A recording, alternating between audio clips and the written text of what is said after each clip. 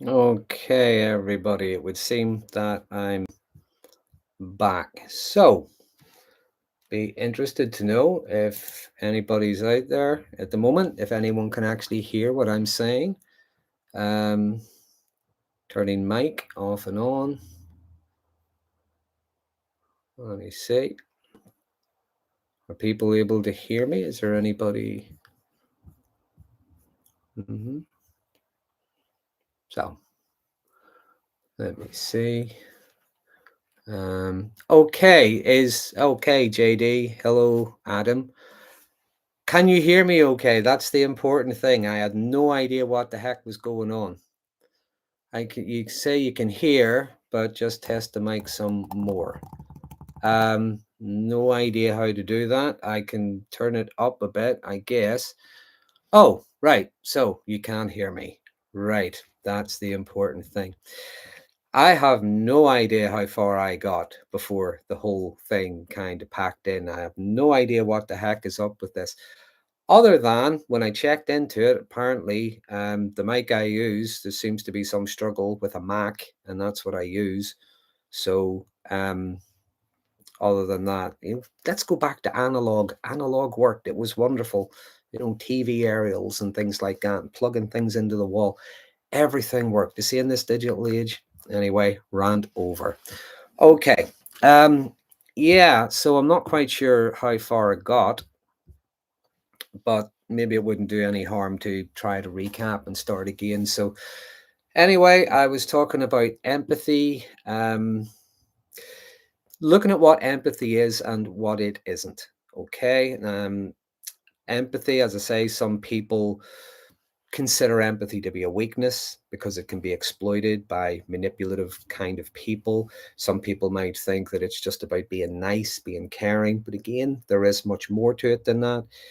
It is the ability to understand and to respond to other people, their feelings, their experiences, and so on.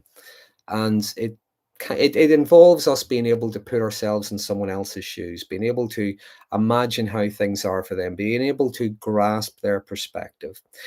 And when we understand people, when we are empathizing with them, and we're trying to imagine what their perspective's like on any particular point, it doesn't necessarily mean we're agreeing that they're right and we must be wrong. Okay. Again, manipulative people will try to convince you otherwise. But empathy isn't just about feeling sorry for people as well. It is being able to recognize their emotional state, the things, their experiences, things they're going through, and so on, but not necessarily letting it overwhelm us or even just agreeing with it. It's just understanding this is how it is for you. Okay. And it's being able to recognize other people's perspectives, their emotions, their experiences, and being able to communicate that back to them. Okay. There is something about empathy that can have us feeling a little vulnerable, in the sense that when we recognize someone else's pain and we're connecting with them, we're connecting with their pain, we are connecting with part of us that knows what that pain is. We have been through something similar, or we've been through the same thing. We know what that pain is. So it does take a bit of courage to be able to connect with that part of us that knows what that pain is. Um, Not sure how far I got, but again, I will just give a quick recap of the different kinds of empathy. First of all, there's cognitive empathy, and that's just being able to recognize on a cognitive level, on an intellectual level, um, social cues, understand other people's emotions from maybe the looks on their faces and so on, things like from their behavior, their body language, and so on. So we can recognize people's feelings through things like that. Affective empathy, sometimes just emotional empathy, is us being able to recognize and mirror the emotions and the feelings of others, which can help us create healthy bonds with people. We can feel happy when other people are feeling happy. Whenever they're feeling good about something, we can feel good for them. When something awful happens and you see they're distraught, well, we can feel sad with them. Okay, so that's the emotional empathy. The combination of the two would be like a somatic empathy, okay? And this is when we can recognize what someone might be feeling. We might be feeling something similar, we might be feeling it with them. But if they're in some kind of distress, well, then we want to respond helpfully, okay? We want to offer support, advice, whatever that might look like. Different levels of empathy would be on a low level. Again, that's just maybe recognizing the look on someone's face. Okay, we can see that they're happy, they're angry, confused, they're sad, whatever it is. Mid-level empathy is when we can identify, but even share emotions. Sometimes our responses might be more reactive rather than responsive or even proactive. And that could be, again, someone shares some terrible news with you, something that's really shocking, and we react emotionally. Okay, so that's that mid level emotional resonance.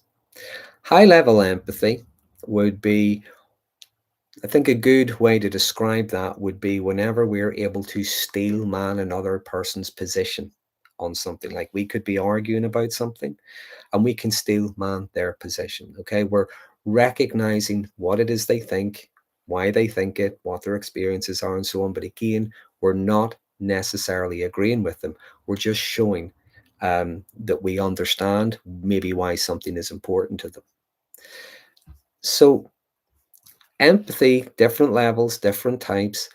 And even when it comes to the individual people, there's different factors, things like our own level of mental health, different traumas, different experiences we've been through can shift these levels in different situations. Okay, so the concept of empathy being a strength, again, some people might think it's a weakness because it is something that has maybe been exploited in them. I often say that without boundary, empathy is a good thing to have, but without boundaries, sometimes it can be destructive. Sometimes it can be a little self-destructive. But in different situations, it can be a very helpful, useful thing to have. It could be a very powerful thing to have. For instance, in our relationships, our personal relationships, our romantic relationships, friendships, things like that, it can help build trust. It can help foster intimacy and things like that.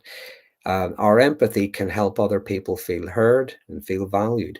Our empathy, again, if we understand, if we're showing that we understand another person's position, it can help reduce conflict because we're not going to be screaming our own position at each other. It helps us to maybe anticipate needs and things like that. It shows that we care. In workplaces, empathy can be very useful. Again, if you're a manager or just a team member or whatever, empathy can help motivate the people around you. It can help motivate the staff that work with you. It can help improve morale. It can encourage and drive things like innovation. It can encourage when we listen to different ideas, viewpoints, things like that. It can also help in things like negotiation. Um, Again, there could be conflict between people in the workplace, different departments, and things like that. It can help, as I say, with negotiation. It can help us to read things like unspoken cues. And as I mentioned a moment ago, anticipating needs and things like that. Just on the conflict resolution, again, we're not necessarily agreeing with someone. We're not necessarily telling them that they're right and we were wrong the whole time. But when we validate another person's position, their feelings, that can help de escalate tension. It can help promote compromise. And compromise isn't just one person giving in, it can help on both sides. If the other person feels heard and listened to, even not necessarily agreed with, but heard and listened to, they might be more open to compromise. So again, we don't necessarily see that polarization.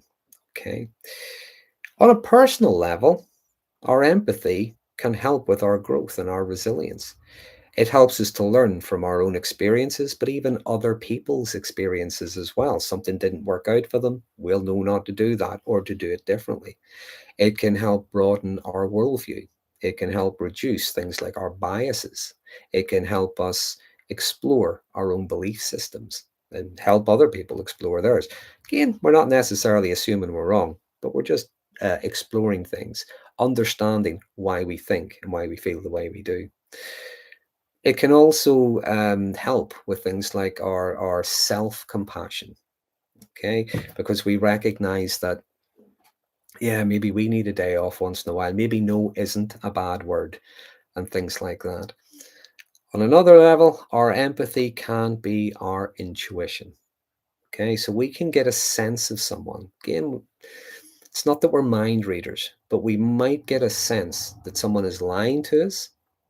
We might get a sense that maybe they're up to no good. We might get a sense that we're being manipulated. Okay, can get a sense of people. We're not necessarily jumping to a conclusion. We're not just labeling someone. That intuition, as I say, it can help inform us. It can help us to maybe observe more, to be able to pick up on other cues. Our empathy as well helps us to recognize, again, coming from other people's behavior, we recognize stuff in ourselves that we can influence without manipulating. The other person might be trying to manipulate. We're not doing that. Maybe we're just going to shut down the conversation. Maybe we're going to withdraw, whatever it is. We're not going to engage in a rigged game. Okay. So when it comes to us trying to convince, we recognize we can influence without manipulating. We can try to convince rather than coerce. Because our empathy, again, it can be our introspection, it's our ability to self reflect, to learn about ourselves and to grow as much as trying to learn about other people. Okay. Our our empathy, again, we can use our empathy to adapt our approaches to things. Sometimes we maybe have to be firm, we have to be assertive. Other times, as I say, we can be more convincing. We can help to influence. We can show things. We can show that we have an understanding of a situation. So we can adjust our words, our approach, our behavior. We can address underlying concerns. We can do things like this before things become maybe a firm boundary, before maybe have to be um, very boundaried. We have to be rigid. We have to be firm. We can give people the benefit of the doubt. We're not necessarily losing out in anything. But as I said earlier on, without boundaries, it can be self-destructive. That's when we can be exploited. We get led to believe maybe no is a bad word. We can be taken advantage of. We can be led to believe, again, narcissistic people are very good at playing the victim. We can be led to believe that we really have hurt them by saying no, by not giving them what they want. But what we can recognize is when we get that balance, we get that compassion, we get that empathy, that insight, and things like that. But also with boundaries, what we have is balance. And we're going to avoid things like emotional exhaustion, fatigue.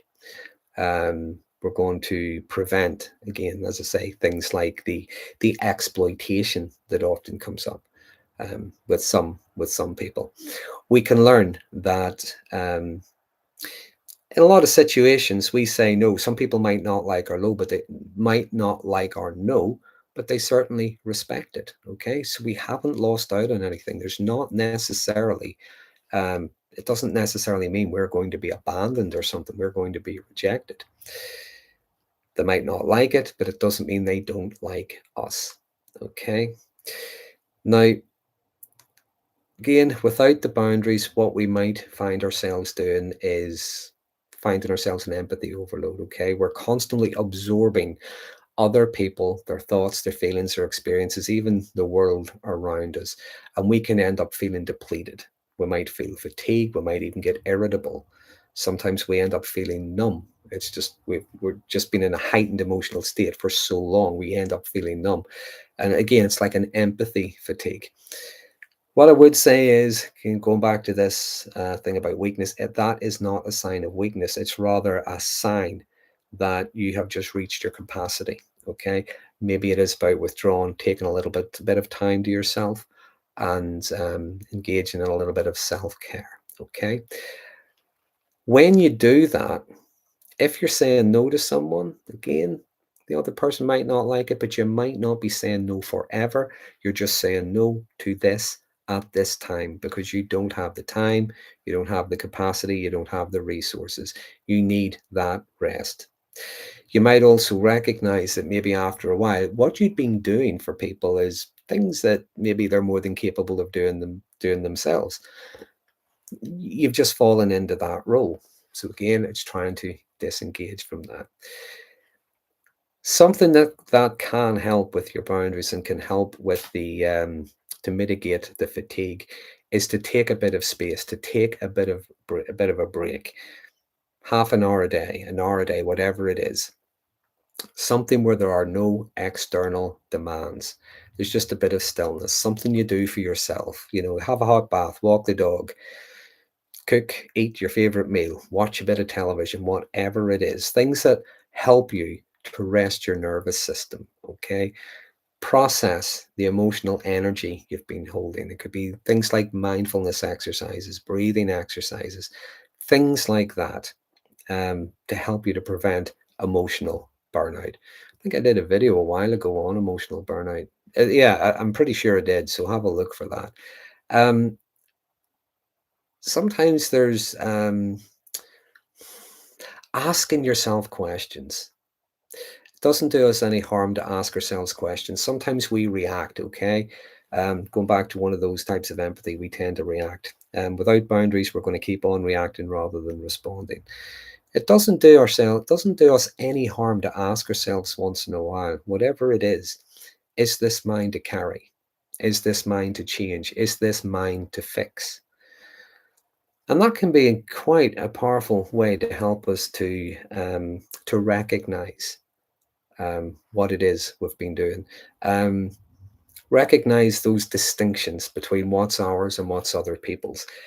Even when it comes to helping people, it's not that we shouldn't help, it's not that we're always saying no, but even look at how we're helping people. Our empathy can be very powerful, not just to protect ourselves, but also to help and encourage the other person. There is a huge difference between supporting someone and trying to fix them. Okay, encouraging someone and trying to rescue them. We can look at the difference sometimes between caring for and caring about. Okay, and we can still care, we can still have compassion, but we're not carrying other people's stuff as if it's our own.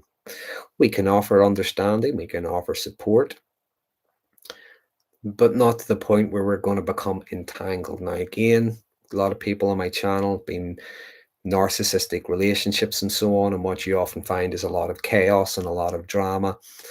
What we would have found ourselves is becoming entangled in that, where we start to get drained, we start to become distressed, while they just create chaos around them and then just sit in their own mess while we're trying to clean it up. So going back to those questions from earlier, is this mine to carry? Is this mine to fix? Or is this mine just to witness? Is this mine to encourage? Is this mine to support? Whatever it is. Looking at those powerful distinctions. And they don't mean you don't care. That's the important thing. Regardless of what you're told, these things do not mean you do not care. Boundaries do not make you cold.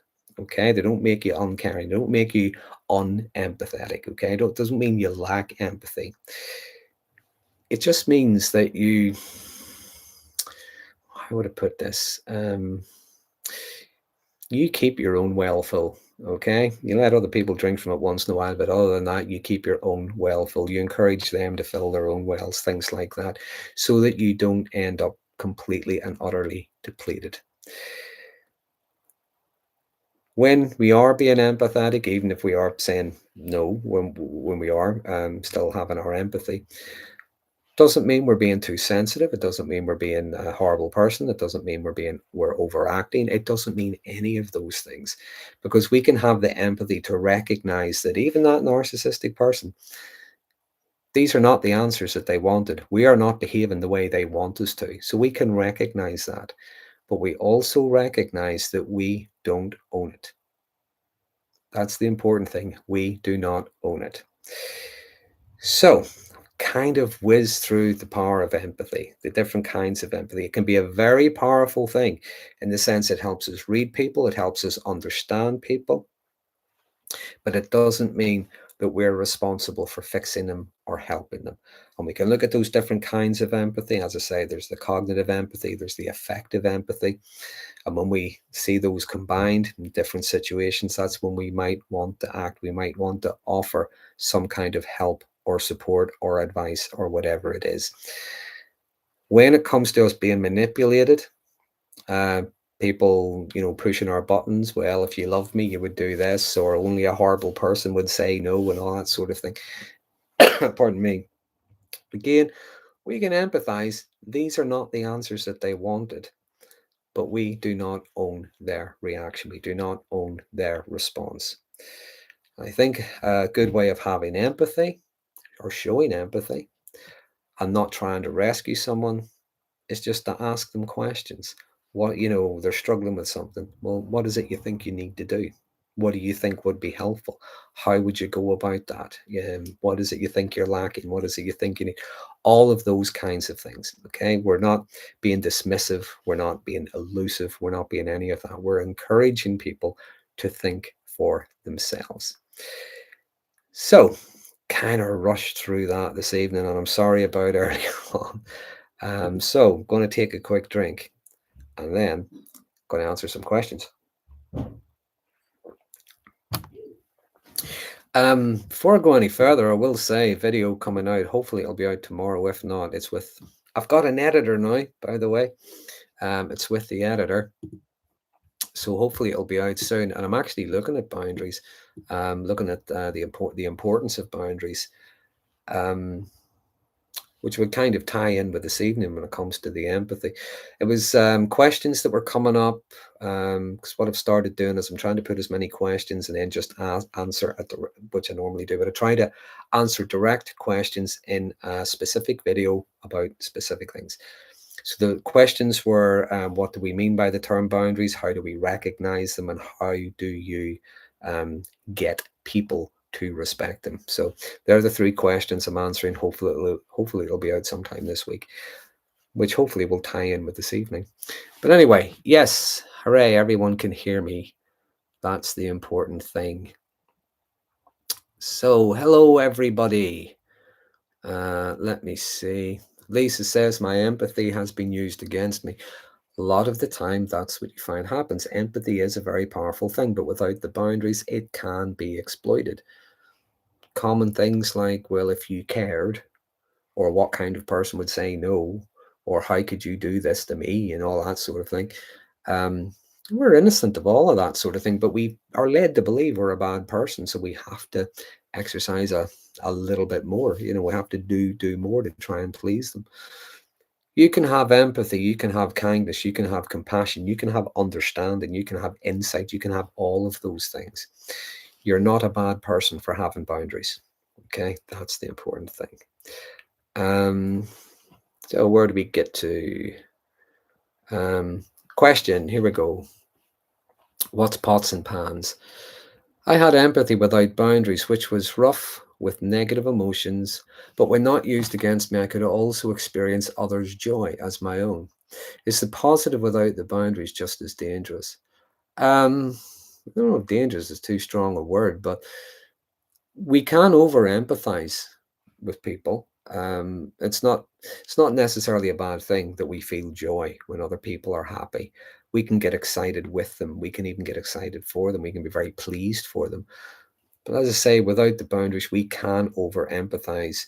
We can feel as if it's our responsibility to change the world for someone else, to wrap them in cotton wool, to keep them safe, and to do things for them so that they're never in any kind of distress.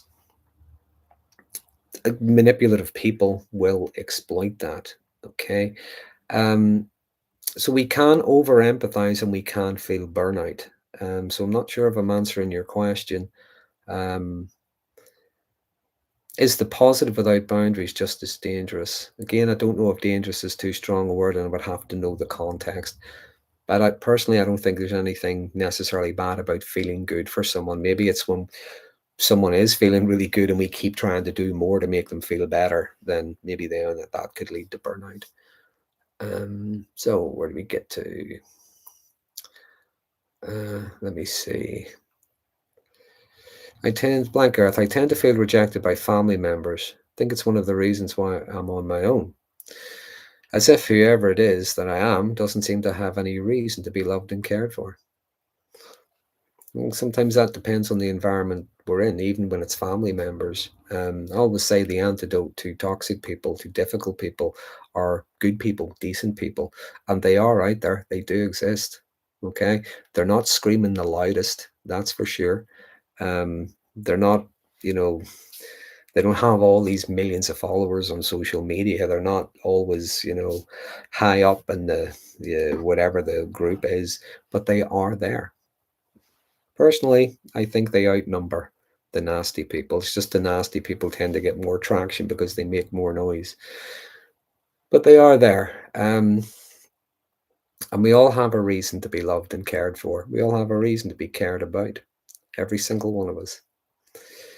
So where did I get to? Um, just Megs, we can overcare for others and end up shrinking ourselves as a result. Yeah, yeah, we just keep on pouring. We just keep on pouring from that well until maybe we've got nothing left for ourselves. Yeah, that's why no isn't a bad word. Not always. And even if we say no, remember, we might not be saying no forever. We're just saying no at the moment.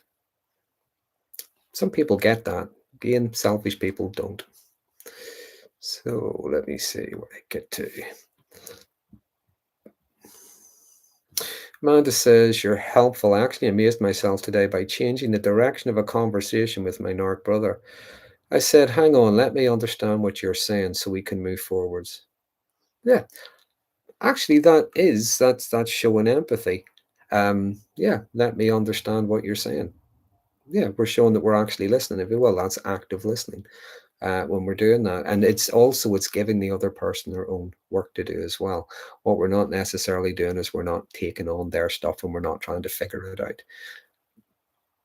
I always think asking people to explain themselves isn't a bad thing. All you're really doing is asking for clarity, okay? Not necessarily a bad thing. Let me see where we go, where we go. Adam says, I like cooking. It makes myself chill. I don't always cook. I'll order food. Just kidding. Don't worry about ordering food. I order food too from time to time. Nothing wrong with a little treat. Nothing wrong with something you wouldn't normally make at home. Yeah, probably not a good idea to get it all the time. You end up by the size of me. But yeah, the odd little takeaway, the odd little treat's not necessarily a bad thing. Where do we get to? I have just jumped. So need to try to get back to where I was. T. Cancella says, congrats on the editor. That's exciting. And thanks for covering boundaries. You're very welcome. And I am very pleased to have an editor because, well, you've seen the state of my videos. I tend to do it myself. So I'm not really sure how it's going to look. I don't really know if I'm going to get graphics and images and stuff like that. I'm kind of curious and excited myself. But one way or another, yeah, I hope it's going to go well for me. Hopefully it's going to reduce my workload a bit as well, because I don't think you know how hard it is to try and get at least one video out a week and a live stream. It's kind of hard work, especially when you already have a job. But anyway, here's to an easier life. Just Meg says, I'd set boundaries, people would get angry with me. And there's a little laugh out loud there. Yeah, when you start acting differently, yeah, some people aren't going to like that. When you start to you set your boundaries, what's acceptable, what isn't, what you're prepared to be flexible over, what is not negotiable.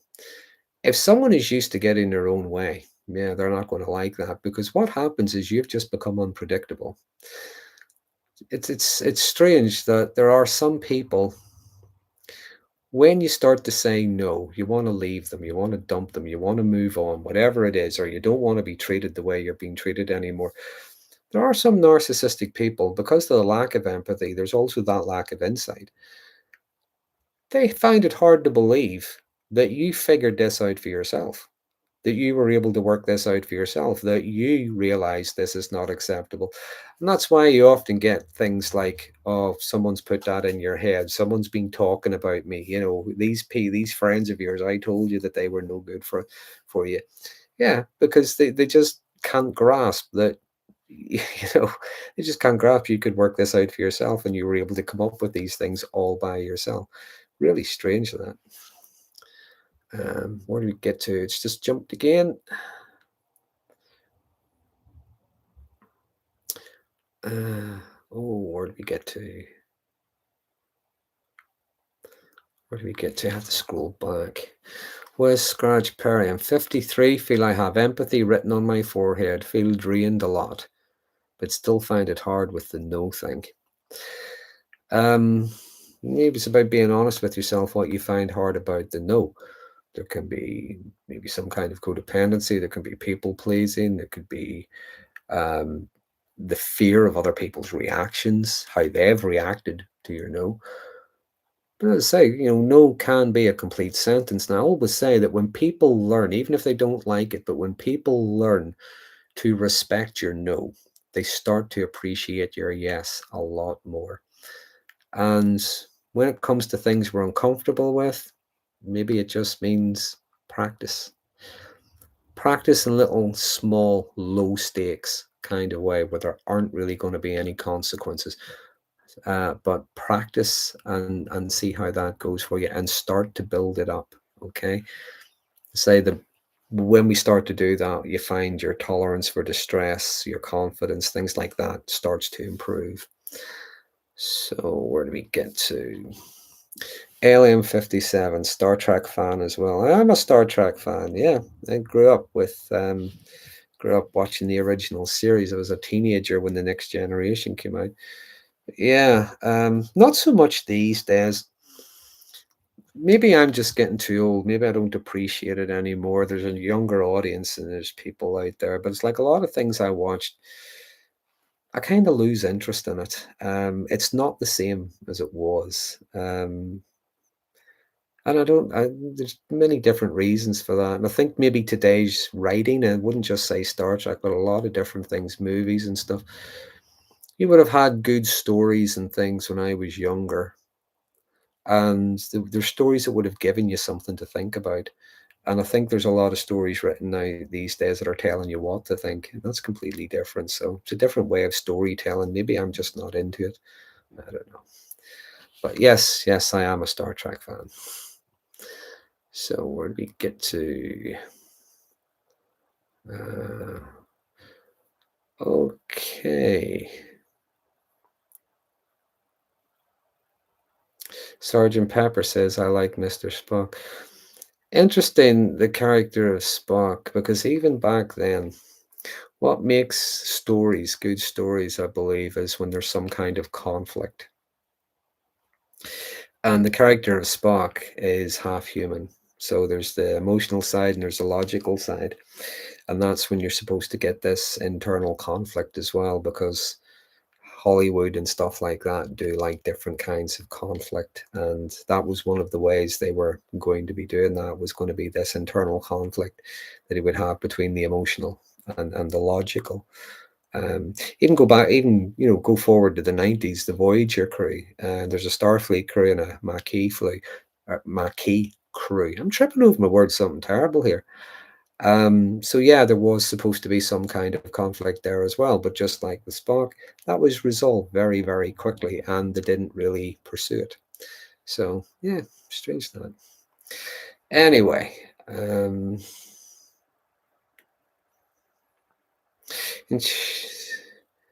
Kyoto 2001, I hope I've pronounced that right.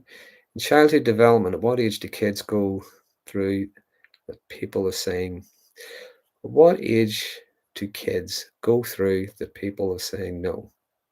Is that where boundaries come from? Well, a lot of the stuff we learn is in our childhood. We learn how to interact with others. We learn about relationships, other people, things like that. So it can be. Where do we get to?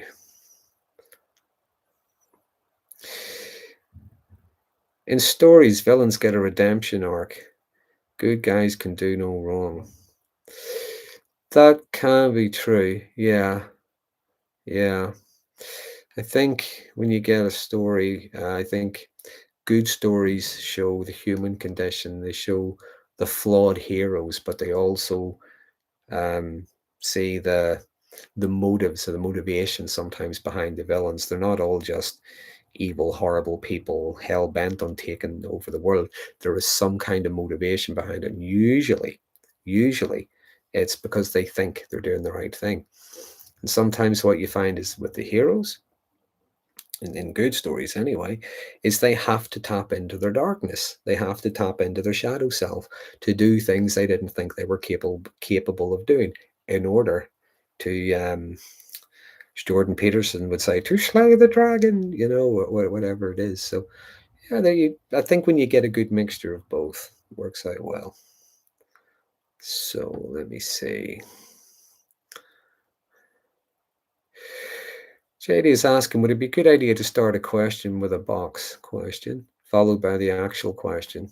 Easier for Darren to say.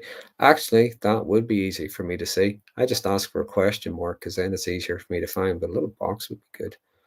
Um, there's quite a conversation going on here about cooking and chefs. Adam, you seem to have started quite a discussion about cooking. Okay. Um, okay. Spot on impression. Yeah. Um, where do we get to? Yeah, Jordan Peterson. He's quite a. I don't know what to make of Jordan Peterson. I really don't. But he does sound. Someone once said. I once heard somebody say that Jordan Peterson sounds like Kermit the Frog, and now every time he talks, I can't not hear Kermit the Frog. It's one of those things that's now in my head, and I cannot not hear Kermit the Frog every time he speaks. So that's, thank you, whoever the heck that was. Anyway, um, where did we get to? Let me see. Uh, Let me see. Growing up firm parent. Yeah, growing up with a firm but fair parent is important for kids. Absolutely, we need parents who are going to be kind, compassionate, nurturing, but also very boundaried. That are going to teach us, shows a moral compass, how to interact with others. Um, Things like when we work hard, we get rewarded. Whenever we laze about and do nothing, do naughty things, yeah, there are consequences. So yeah, firm but fair parents. Yeah, I would agree with that. Yeah. Um, is it Winnicott? I think referred to the good enough parent. There's no such thing as a perfect parent, but good enough. Um, I think I've missed something. Robert Bly said that it is important for men to learn to feed themselves. Oh, my name is Otto. Oh, okay, Otto. Do beg your pardon. Mispronounced that. Um, yeah, it is important for men to learn to feed themselves. That's the thing. I was the oldest sibling in the house, and I was always responsible for the other siblings, which wasn't very nice. But having said that, by the time I left home and by the time I got a partner, I knew how to use a washing machine. I knew how to iron clothes. I knew how to use a vacuum cleaner. I knew how to tidy up. So yeah, she was on to a winner there with me. Other men are out, hairy hunters out, chasing down the prey and stuff. And there was me doing my Freddie Mercury with the vacuum cleaner. I want to break free. So anyway, there's another impersonation. So where do we get to? Hi, Darren. What's your name again? My name is Darren. You may call me Darren. Okay. So, where did we get to? As I say, there's been a lot of talk about cooking tonight and stuff. It's the thing. I always like the way people have their own little conversations. I always wary. I don't want to jump into the middle of them. So I think I have covered all of the questions. So listen, I'm very sorry about the misstart from earlier, but what I had said initially on the other live stream is I had put out the poll which nights would suit people best, and it would seem that Sunday nights seem to be the favourite. So I'm going to stick to Sunday nights when it comes to the live streams. Say this week, hopefully it would be tomorrow, but if not, it'll be definitely some night this week. Video looking at boundaries, okay?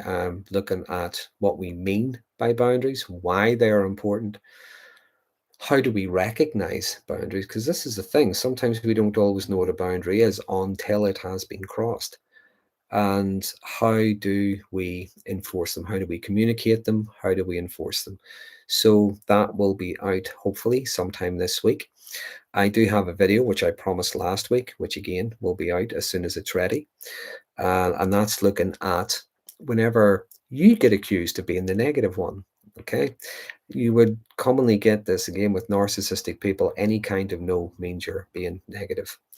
And yet they're the ones who complain at everything. They are the ones who, they have the most incredible illnesses.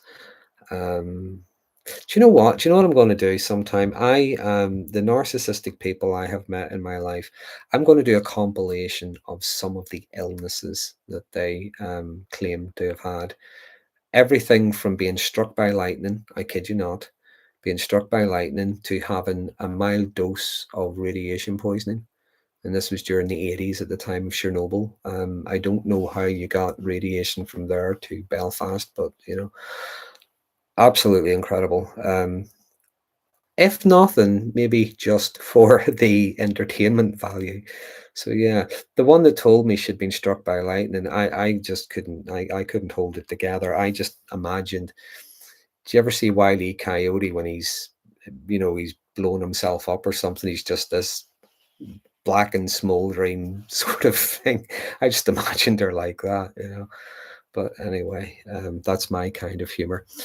Anyway, yeah, something I might do, the incredible illnesses, but it would just be for comedy, I guess. And that's probably not a nice thing, but it's strange how these things can be exaggerated. But as I say, yeah, they tend to exaggerate things, and yet you are the negative one. You're the one who's always negative.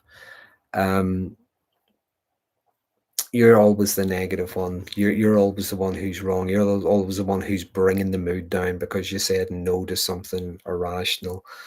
Oh, Siobhan says, I have legitimately been struck by lightning before. So lucky to be alive. Siobhan, good for you. I will hazard a guess you were not standing there like Wile E. Coyote. But I'll hazard a guess as well that you never claimed that, let me say the same person, was it her? Yeah. You didn't claim things like that your lungs were full of fluid, which sounds odd. Sounds like you're maybe drowning or something. What was the other one? Yeah, you broke your foot once, but not in the right way. So I don't know what the right way to break your foot is, but apparently that happened to her as well. So I'll hazard a guess didn't you didn't experience those things as well. So everybody, thanks for joining me. I hope that you found this helpful and interesting. I will be back next Sunday evening with another topic. I've forgotten the past few times. I will put it out there. If there's anything you want me to cover, I'll cover it in the live stream. If I forget to do that, go on to one of the other posts and just put, can you cover this in the next one? Because I always like to cover the things that people want me to talk about, because otherwise I would just sit and talk about who's best, Kirk or Picard. I would just talk about who was the best Doctor Who and why was it William Hartnell. I would just talk about those things all evening. So if I don't put out a little post, any ideas you want me to cover, then just put it on a post that's already there. There is an interview that Sarah Khan has had with me recently. If any of you want to have a look at that, I'm talking about narcissistic families, the different roles, the cult-like behaviors, and ways to navigate adulthood and get out of that enmeshment and so on. So have a chat with that, or have a chat with that. Have a look at that if you think there would be something interesting there. In the meantime, everybody, look after yourselves, take care, and I'll see you next week.